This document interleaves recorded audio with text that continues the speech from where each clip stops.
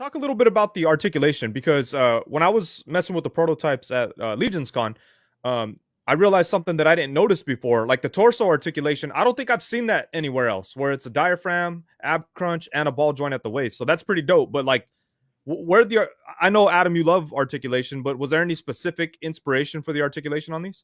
What's really cool about this is like Phil and I worked on a lot of the design elements of this. Like Phil actually sculpted the whole drinker figure on his own, showed it to me, and I was like, this thing's awesome. I think I did like a little bit of Photoshop overlays, nothing too crazy. So we didn't have all of the articulation like finalized at that point.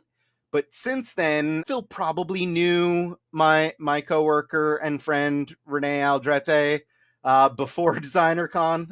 So Renee actually teamed up with Phil to help finalize the articulation on this. And like if you scroll down a little bit there, Wade, you could see the exploded view. Renee really took the prototypes that Phil had digitally sculpted and brought them across the finish line.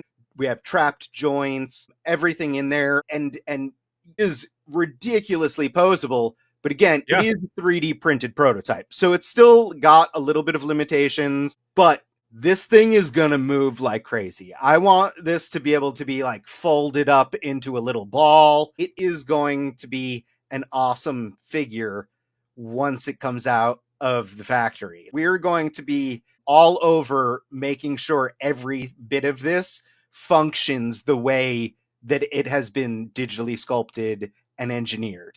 So Yeah, the articulation is really crazy. Even on this like very early version of it, you could tell right away. Like you could almost, I mean, you have a picture here where it's like almost, look at that, like the crouch on here, and it could crouch even more than even that. more Like, than that. Yeah. yeah, That's not all the way.